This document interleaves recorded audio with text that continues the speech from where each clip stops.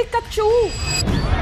Bakit hinimatay sa gitna ng parada sa Panagbenga Festival sa Baguio? Sumisigaw po ng medic.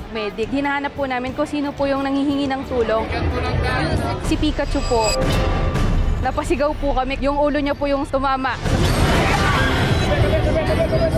Umiikot na po yung paningin ko. Salo ko po lahat ng init. Nawalan na po ako ng malay.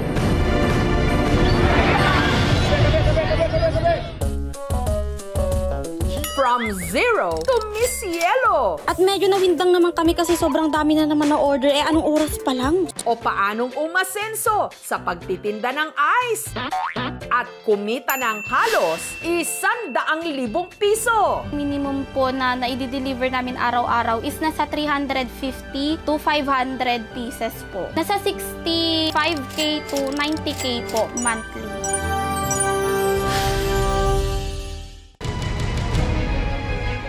Seremonya ng iisang groom at ng dalawa niyang bride sa Basilan. Mahal ko po silang dalawa. Mapagbigan siya, ma-effort. Sinusundan niya ako sa school. Mabait po siya, pogi. Isipan ko talaga yan ng 1 week. Expect ko naman yan, ma'am, na magduwaya talaga kami. O, umiyak po ako. Maikahati.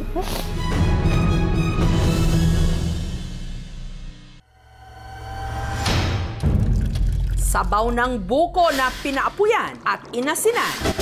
Gamot daw sa gonorrhea o tulo ng ilang mga lalaki sa Davao del Norte. Pansin ko, hindi na normal yung pag-minuto. Masakit ang puson ko. Subukan mo yung buko. Effective daw. Ako, sige, kung makakabuti yan, gumaan yung pakiramdam ko. Papasok niyo po yung ari niyo po sa loob, tsaka ibababad niyo sa tubig. Parang pito ah. Makagaling talagang buko. I-record sa banyo ng isang apartment sa Cebu. May nadinig ako na boses ng babae. Posible naman galing sa labas kasi naka-close lahat ng window at pintuan. Nag-open bigla yung pinto. Nagulat ako. Meron daw mga kababalaghan dito sa sapa nila. Daanan daw ng mga espiritu. Mukha naman na hindi siya inedit. Sa area, walang paglalagyan ng string. Babae, nakaputi siya, umiiyak.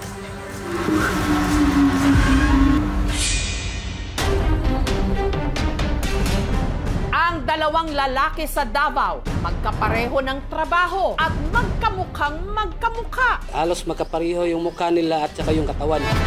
Ang hinala, sila'y magkapatid. Ang tanong, totoo kaya? Saan po daw ako uuwi? Sa Montevista. Taga dyan man yung nanay ko.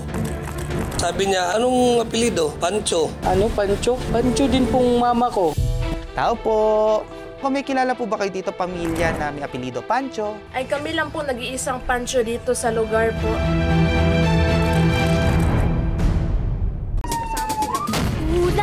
What was that? Ito ang Tacloban na dinatnan namin. Isang masamang panaginip. I survived! Ganda ng driver ko. Hindi ako makapaniwala. Ang ganda ng ngipin. Ako po ang inyong kapuso. Mabuhay from the Philippines!